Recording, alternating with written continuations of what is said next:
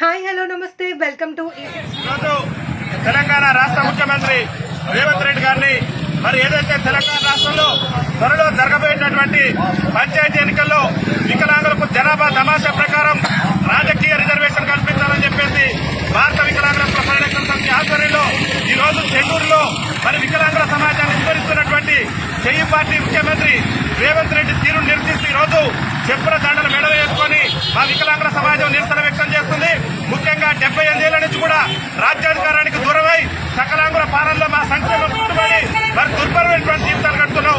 మాకు కూడా గ్రామ పంచాయతీ నుంచి మొదలు పెడితే పార్లమెంట్ వరకు కూడా రాజకీయ రిజర్వేషన్ కల్పించాలని చెప్పేసి ఈ రోజు మరి చెయ్యి పార్టీ ముఖ్యమంత్రి గారికి చెండూరు వేదికగా చెప్పులు మెడలు వేసుకుని మా యొక్క నిరసన తెలియజేస్తున్నాం. రాష్ట్ర ముఖ్యమంత్రి గారికి చలనం కలగాలి. వికలాంగుల సమాజం తెలంగాణ రాష్ట్రంలో అనేక సమస్యలతో అల్లాడిపోతుంది. అధికారంలోకి వస్తే అదే నెల నుంచి 6,000 పింఛన్ అన్నాడు, నేటి వరకు కూడా పింఛన్ పెంచలేదు. అధికారంలోకి వస్తే వికలాంగుల అట్రాసిటీ చట్టం అమలు చేస్తానన్నాడు, తెలంగాణ రాష్ట్రంలో అట్రాసిటీ చట్టం సమర్థవంతంగా అమలు చేయడం లేదు. అధికారంలోకి వస్తే ఆర్టీసీలో వికలాంగుల ఉచిత ప్రయాణం అన్నాడు, నేటి వరకు ఉచిత ప్రయాణం కల్పించడం లేదు. ఇవాళ రాష్ట్ర ముఖ్యమంత్రి గారికి మీ చెప్పుల దండలేసుకుని మెడలో ఈ చెండూరులో తెలిపే నిరసన చూస్తారా? రాష్ట్ర ముఖ్యమంత్రికి వెంటనే చరణం కలాలి.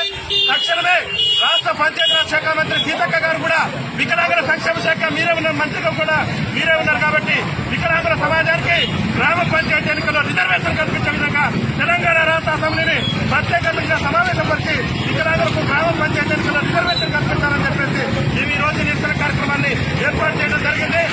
గ్రామ పంచాయతీ ఎన్నికల్లో కనుక వికలాంగులకు రిజర్వేషన్ కల్పించకుంటే రేవంత్ రెడ్డి ప్రభుత్వం మీద పెద్ద ఎత్తున యుద్ధం చేస్తామని చెప్పేసి ఈ షెడ్యూల్ వేసిన మీకు తెలియజేస్తూ వికలాంగుల